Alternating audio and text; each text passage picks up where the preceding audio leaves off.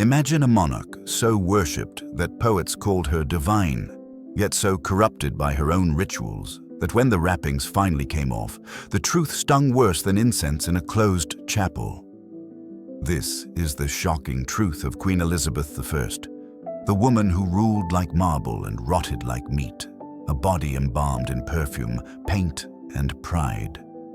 How does an empress of image become a prisoner of her own decay? Why did those closest to her avert their eyes? And why do whispers still claim that even in death she could not stop the stink? Stay with me, because what we are about to unmask is not a medieval horror story. It is vanity turned ritual, ritual turned rot, and a queen's battle between divinity and decomposition. If you think royal life smells like roses, hold your breath. It's the late 1500s. The court is silent. Gold light pours through stained glass, touching every jeweled surface. Ambassadors bow toward the figure who embodies England's glory. Then she opens her mouth, and the air curdles. The greatest ruler of her age, the woman who humbled kings, speaks with a breath so foul that foreign envoys staggered back in tears. Elizabeth Tudor's mouth had become a tomb. Her teeth were blackened stumps, some fused to inflamed gums, others already gone. She winced as she chewed even the softest bread, and her cooks boiled meats to grey mush so she could swallow without agony. For a queen obsessed with appearance, this was a torment she could never confess. Physicians begged to act. One offered to pull a decayed tooth. She ordered him to test the pain on himself first. He obeyed, screamed, and collapsed. She smiled through clenched jaws. To Elizabeth, pain was not something to relieve, but to rule over. Her endurance proved her divinity. Vulnerability in her world was treason against the crown, but no crown could mask the stench. Courtiers whispered, ambassadors wrote home about the breath of death. The Spanish envoy confessed that her mouth was a small cemetery. Letters smuggled across Europe described the Queen's once golden smile as a battlefield of rot. Elizabeth tried to hide it behind rituals of fragrance and illusion. She chewed cloves and cardamom to sweeten decay. She rinsed her mouth with wine and honey, believing sweetness guarded her teeth, unaware that it hastened their collapse. She ordered silver-plated utensils so her dining table would shimmer even as her mouth crumbled. Her servants dusted her chambers with rose petals to drown the odor. Yet no perfume could disguise the scent of dying flesh. When courtiers noticed her lips trembling mid-speech, they said nothing. When she stopped smiling altogether, they called it regal composure. Even Shakespeare adjusted lines for her, avoiding words that required sharp pronunciation. The Virgin Queen had become a living statue, divine, distant, and decaying behind her powdered mask. Yet Elizabeth's teeth were only the beginning. What festered beneath her gown was far worse. Beneath layers of lace, corsets, and gold thread lay a woman at war with the simplest substance on earth: water. The Virgin Queen, who commanded fleets and crushed empires, refused to bathe. To her, water was not cleansing, it was corruption. She believed it could seep through her pores, drowning her spirit from within. Physicians, ignorant of germs but fluent in flattery, reinforced this superstition. Bathe, they warned, and your body may never dry from inside. So Elizabeth obeyed the doctrine of filth, and her body slowly became its shrine. Instead of bathing, she perfumed. Every morning began with the hiss of corks and the rustle of silks. Servants dipped cloths into rose water, vinegar, and wine, gently dabbing the Queen's skin, not to clean it, but to scent it. Then came the oils, myrrh, musk, and sandalwood, thick enough to glisten under candlelight. Her gowns, 6 or 7 layers deep, were drenched in these potions until the fabrics themselves reeked of sweet decay. By noon, the scent of Elizabeth could be detected long before her presence filled a hall.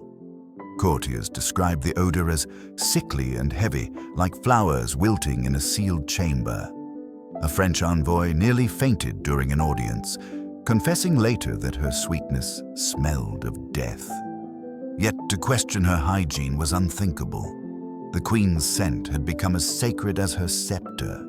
In her private chambers, the air was thick with incense, lavender sachets, and sweat baked into the linens. Her maids whispered that the queen's nightgown could stand upright on its own, stiff with oils and residue. One attendant claimed her sheets were changed so rarely that even the palace rats avoided them. Still, Elizabeth believed herself pure because she smelled divine. She owned a golden bathtub adorned with cherubs, carried on royal progress across the countryside. But when she used it, the ritual bordered on the grotesque. Attendants scattered petals of violet and rose across the porcelain, poured in wine and perfume, and then added just enough water to fill the room with scent. The bath water was never replaced. It merely grew murkier as more perfume was poured. The queen would soak for hours, unmoving, her skin blanching under the perfumed film.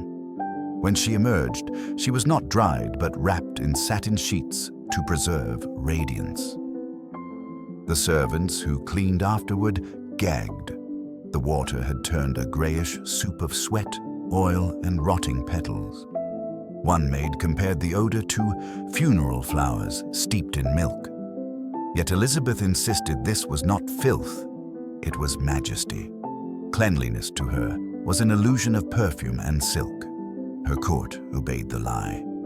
Anyone caught smelling of common sweat could be banished for a week. But the queen's body knew the truth. Her pride refused. Beneath the corsets, sores bloomed, rashes festered, her thighs erupted in red welts, and the skin beneath her bodice peeled like paper. When physicians begged to cleanse her wounds, she accused them of witchcraft. Her flesh became a battlefield between perfume and poison was winning. If Elizabeth's perfumes poisoned her from the neck down, her paints completed the ruin above. The very face that inspired worship became her slowest death sentence. Elizabeth's obsession with appearance wasn't vanity, it was politics. In an era when queens were seen as divine, youth and beauty equaled authority. Any blemish could be mistaken for weakness, and weakness could invite rebellion. So when smallpox scarred her skin in 1562, she swore the world would never see her imperfection again. Her weapon of choice was Venetian ceruse, a deadly white paste made of vinegar and powdered lead. Each morning, she sat before her mirror and layered the poison onto her skin. First, a wash of egg whites to seal the pores, then the white lead paste, thick as plaster, smoothed across her cheeks and forehead until her complexion shone like marble. A final dusting of powder completed the illusion. To the courtiers, she glowed like a goddess under torchlight. In truth, her flesh was dying beneath the paint. Lead does not rest gently on skin. It burrows, seeps, corrupts. Elizabeth's complexion soon cracked and peeled. Ulcers opened beneath the thick mask. Instead of removing the paste, she applied more to cover the sores. Her maids watched in horror as pus oozed beneath the layers, but none dared speak. One attendant later confessed that scraping off the paint revealed raw, bleeding flesh that made her vomit. The queen struck her for fainting. Still, the rituals continued. Cinnabar, mercury sulfide, was used for her red lips and cheeks. Lamp black lined her eyes. Belladonna drops dilated her pupils to appear enchanting, even as they blurred her vision. Her makeup table resembled an apothecary of death. Mercury caused tremors in her hands, lead dulled her mind, and belladonna flooded her blood with hallucinations. The Virgin Queen, worshipped for her composure, sometimes raved through sleepless nights, her temper snapping like a whip. As the years passed, the mask thickened. Elizabeth's face became rigid, unable to express joy or fury without cracking. Courtiers took her stillness for majesty, not realizing it was agony. Her portraits from this period, calm, ageless, perfect, were lies preserved in paint. No artist dared portray the fissures or the yellowing skin beneath. Painters knew that to capture her true face was treason. By her late 40s, her hairline had begun to recede, another side effect of the toxic cosmetics. Clumps of red gold hair fell from her scalp each morning. To preserve her illusion of youth, she ordered elaborate wigs crafted from horsehair and the tresses of her own servants. Each one was powdered white and perfumed, but beneath the layers of starch and oil, life festered. Lice, fleas, and worse. Servants whispered of writhing larvae found beneath her wig after long ceremonies. The rumor spread England's most radiant queen wore a crown of decay, and yet Elizabeth wore it proudly. "My face," she once said, "is my throne." The statement was no metaphor. Her face was her reign, a mask of immortal majesty concealing a mortal body dissolving from within. The wigs, towering and perfumed, became Elizabeth's most grotesque emblem. They were not merely fashion, but fortifications, armor for a head that was losing its own hair to poison and stress. Each piece was a construction of deception, layers of horsehair, goat hair, and human hair, all bound together with pastes of starch, eggs, and animal fat. The stench was suffocating, but to Elizabeth, it was the smell of sovereignty. As her natural hairline receded, the wigs grew larger. Some reached such height that chapel doorways had to be carved wider for her to pass. Her favorite was said to weigh nearly 20 pounds, a crimson fortress of curls adorned with pearls and ribbons. She could not hold her head upright without a steel collar for support. Yet each morning, the ritual unfolded the same way: 3 attendants, a priest, and 2 guards. Silence. The wig was sanctified before it touched her scalp. To drop it was a sin, to mock it was treason. But beneath those jeweled crowns, rot was at work. The lead powder dusted onto her wigs mixed with sweat and oils, seeping through her pores and into her bloodstream. The glue and starch trapped heat and moisture, creating a paradise for infestation. Maids whispered of finding maggots squirming near her scalp when the wigs were lifted. They said she didn't flinch, only ordered them to douse the area with lavender water and replace the hairpiece. Foreign envoys often mentioned the smell. One Italian diplomat described the queen's head as a bouquet of blossoms hiding corruption. Another fainted mid-audience, overcome by the mingled odor of perfume and decay. But at court, no one dared breathe a word. Elizabeth's hair pieces were treated like relics, kept in locked chests, guarded at night, cleaned not with water but with vinegar and heat. The result was mildew baked into the linings, a living mold that thrived in secrecy. Each wig was both a crown and a curse. The pins that secured them often pierced her scalp, drawing blood. Infection followed, but she refused treatment. When her physicians begged to expose her head for healing, she replied coldly, "My scalp serves not your peasant hypothesis. It upholds the crown." Every drop of blood that seeped beneath her hairline was, in her mind, a sacrifice to power. By her later years, her scalp had become a patchwork of sores and scars. She wore a custom iron mesh beneath the wigs to distribute their weight, though the edges cut into her skin. Once, she fainted during a council meeting, the infection spreading down her neck. Servants revived her with rose water, fixed her wig, and the session resumed as if nothing had happened. Those who tended to her hair swore that sometimes, when the room grew warm, a faint crawling could be seen moving beneath the powdered curls. But no one dared name it. To admit that the Virgin Queen's crown swarmed with life was to question divine order itself. In the twilight of her reign, Elizabeth's grandeur began to crumble as visibly as her flesh. The same poisons that had preserved her illusion now consumed her from within. Servants whispered that she slept less, spoke little, and stared for hours into nothing. Food no longer appealed to her.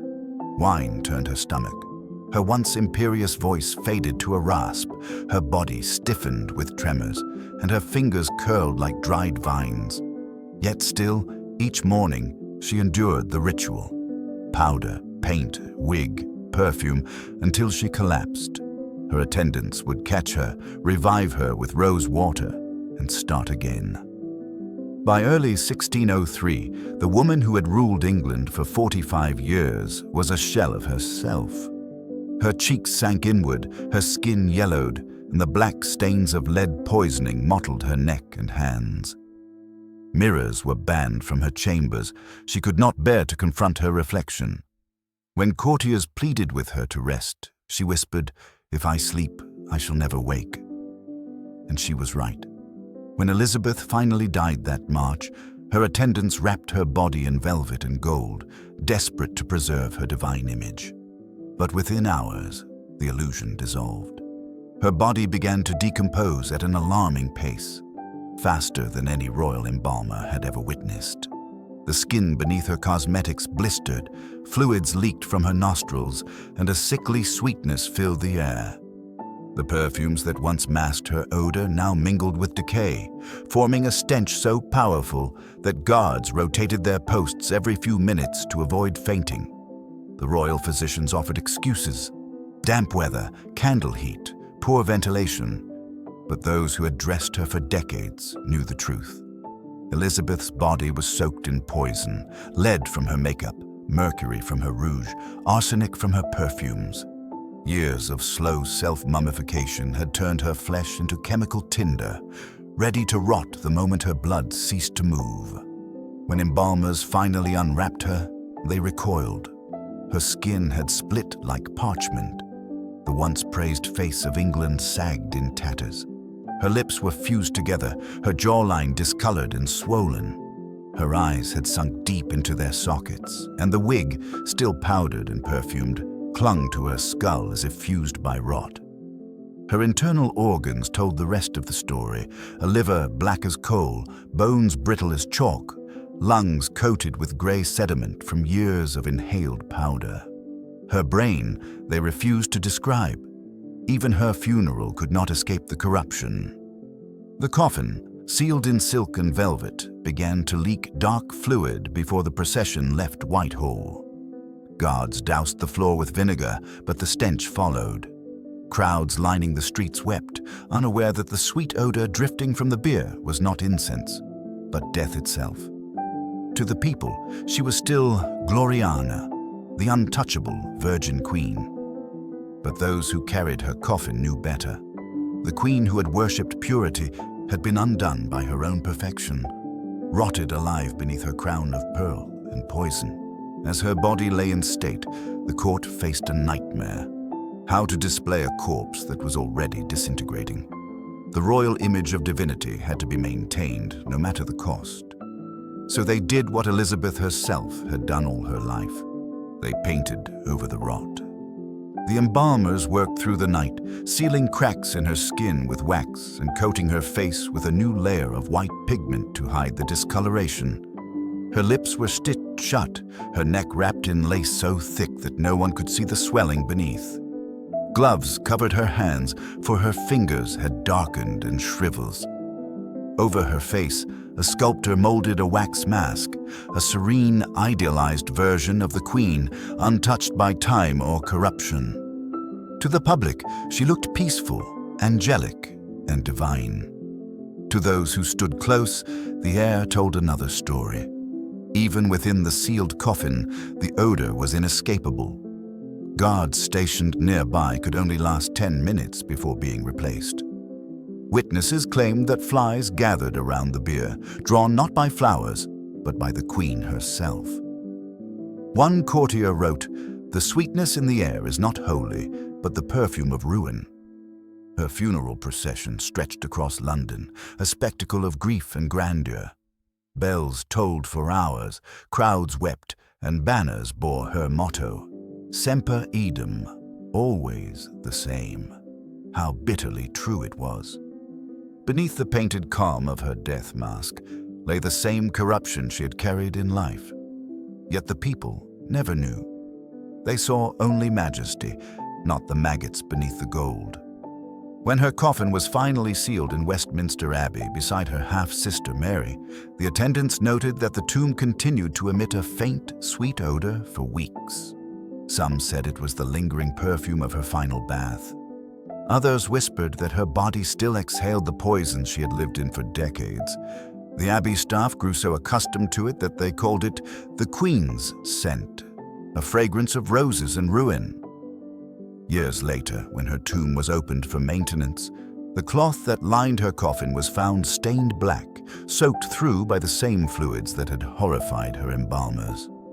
Historians examining her remains noted strange chemical burns along her bones and a dark, metallic hue clinging to the skull, evidence of the lead and mercury that had eaten her alive.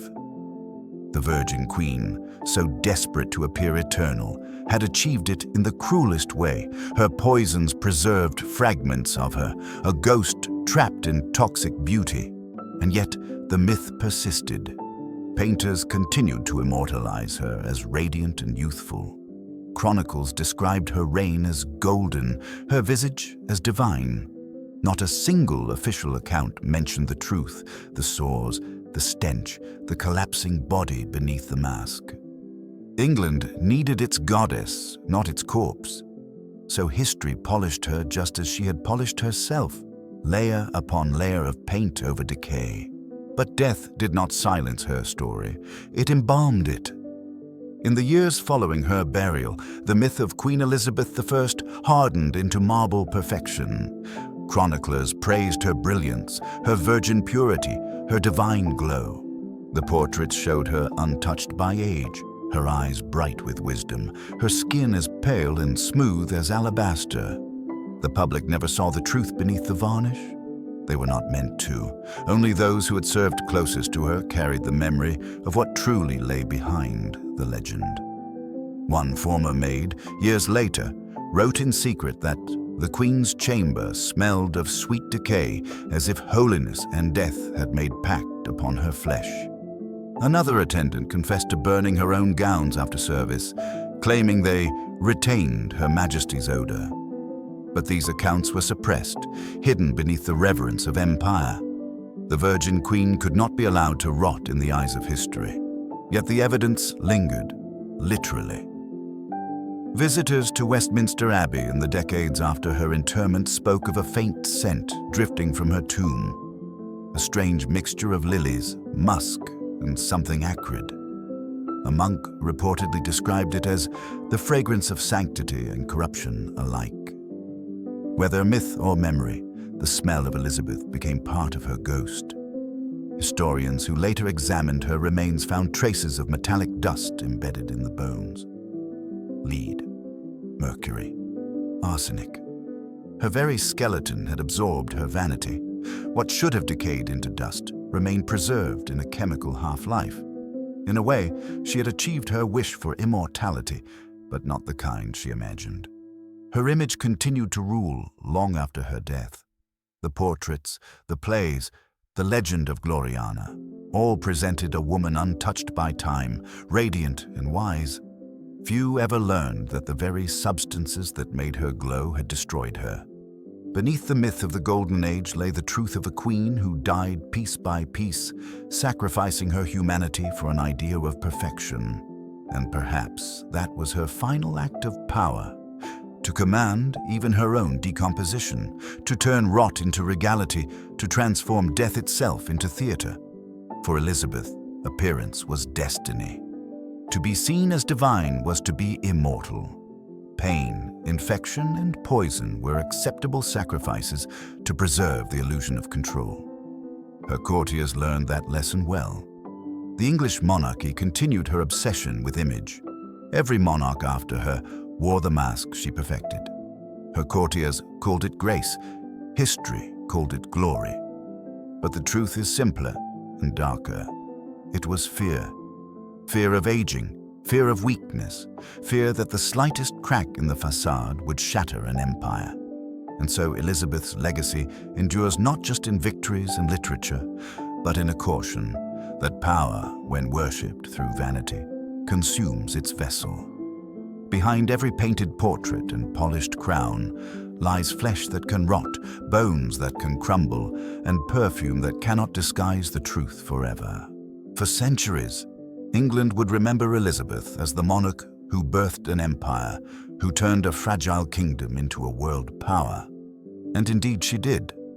She defeated the Spanish Armada, outwitted assassins, nurtured Shakespeare, and unified her people under the illusion of divine rule. But it was illusion nonetheless.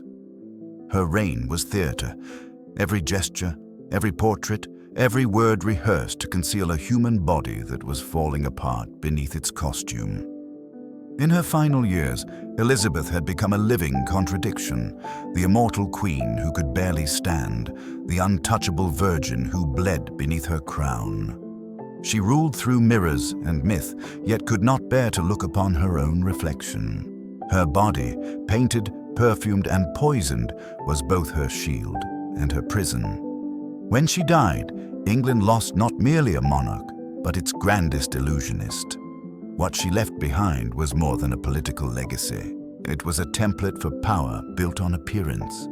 The masks she wore became symbols for rulers across generations, control through perfection, authority through beauty. Yet history, in its merciless honesty, stripped away the paint. The truth that her own body told was the same truth she tried to hide, that power cannot halt decay, and beauty cannot escape mortality. Her tomb bears the inscription, "Partners in throne and grave," beside her half-sister, Mary I. Two queens. One burned her enemies, the other burned herself. Elizabeth's flame was inward, slow and perfumed. It was pride turned to poison, sovereignty turned to self-destruction.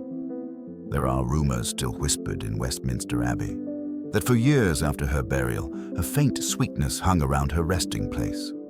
Visitors mistook it for flowers. The Abbey staff knew better. They said it was her, England's rose, still releasing the scent of her own corruption. Whether superstition or science, the legend lingers, just like the toxins in her bones. But perhaps that is fitting. For Elizabeth, I ruled not by truth but by legend. She became what she wanted the world to see, a symbol of purity, a goddess draped in mortal flesh. And the people believed. They needed to. To them, she was hope embodied, a single woman who turned decay into destiny. And so, she endures, both beautiful and grotesque, divine and doomed. Her portraits gleam in galleries, her speeches echo through time, and her death remains one of history's most haunting metaphors. The queen who never married, never yielded, never washed away the stains of her fear, still commands fascination centuries later. If her story teaches anything, it's that the more desperately we chase immortality, the faster we decay. That behind every empire's golden glow, there is always a scent of rot waiting to rise. So the next time you see her portrait, the Virgin Queen with a flawless face and luminous skin, remember what lies beneath the paint. Not just the bones of a ruler, but the remnants of a woman who rotted alive for the sake of perfection. Yet, even as her body decayed, her legend only grew stronger.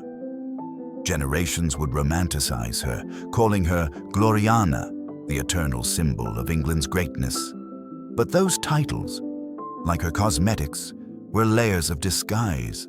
They hid the truth that Elizabeth was human, fragile, fearful, and consumed by the same vanity that ruled her court. Her obsession with purity became her undoing. She feared filth, yet lived within it. She feared imperfection, yet caked it over with poison. She feared mortality, yet courted death daily through the very rituals meant to defy it. The Virgin Queen's throne was built on denial, and her kingdom of image eventually collapsed into the dust she tried so hard to conceal. When we think of her reign, we remember the triumphs, the Armada, the arts, the golden speeches of Tilbury. But behind those victories was a woman haunted by mirrors and tormented by her own reflection. Her daily life was an act of concealment. To her, every layer of paint was a prayer, every perfume a shield against the truth she refused to face. That divinity cannot be bottled, and mortality cannot be outwitted. In the end, her story is not merely that of a monarch, but a warning. Elizabeth's empire may have been built on power and progress, but her body told a different tale, a cautionary chronicle of how pride and fear can rot even the strongest flesh. She ruled England, yes, but she was ruled by appearance. And when she died, she left behind not just a legacy, but a mirror, one that reflects the human obsession with image, still alive centuries later. Think about it. How many still chase beauty until it hurts? How many still build lives on illusion, curating perfection for others to see while the truth withers underneath? Elizabeth's story isn't just history, it's prophecy. The tools have changed, no longer lead and mercury, but filters and screens. The obsession, however, remains the same. Her death stripped her of her mask, but history painted it back on. And so, we are left with two Elizabeths, the goddess who led a nation, and the corpse that stank of her own grandeur. Both existed. Both are true. So as you ponder her legacy, ask yourself, which Elizabeth do you remember? The marble queen who defied kings, or the woman whose body betrayed her before her country ever could? Because in the end, power fades, paint cracks, perfume turns rancid, and truth always rises from beneath the silk. If you've endured this tale of beauty turned to rot, you've walked through the unfiltered corridors of history most prefer to forget. Let us know in the comments. Where are you watching from, and what lesson do you take from England's most tragic illusion? Hit that like button to prove your curiosity can handle the grotesque. Share this with someone who romanticizes royal life, and subscribe to Reign of Pain for more dark and astonishing stories history tried to perfume away. Until next time, stay curious, question the legends, and remember, even queens can rot. Centuries later, Queen Elizabeth I remains one of history's most paradoxical icons, half saint, half spectre. Her name adorns schools, ships, and crowns. Her face, immortalized in portraits, still gleams with the same artificial perfection that cost her everything. The white mask of Venetian ceruse has long faded from her bones, but the illusion it created endures. Walk through the halls of the National Portrait Gallery, and you'll see her everywhere. Radiant, untouchable, divine. Yet if you could peel back the layers of paint, beneath every flawless depiction lies the same secret: lead, rot, and fear, the very ingredients of her downfall. Because Elizabeth didn't just create an image, she became enslaved by it. Every drop of perfume, every stroke of powder was a declaration of war against nature, a desperate prayer that beauty might outlast death. It didn't. When her coffin was finally sealed in Westminster Abbey, the rot continued its slow rebellion beneath the marble. The fragrance of lilies and musk that once enchanted courtiers now leaked through her tomb as a warning, a queen embalmed by her own delusion of perfection. And yet, there's a strange beauty in that tragedy. Elizabeth was not simply a woman who decayed. She was a woman who refused to surrender. She turned her body into a fortress against time. Every day she rose from her bed, sick and trembling, painted her wounds, fastened her wigs, and faced the world as a goddess. She may have rotted alive, but she did so wearing a crown. Her life teaches us that power without truth is poison, and that the pursuit of immortality always ends in ruin. The Virgin Queen's flesh may have failed her, but her myth conquered centuries. Even now, we speak her name.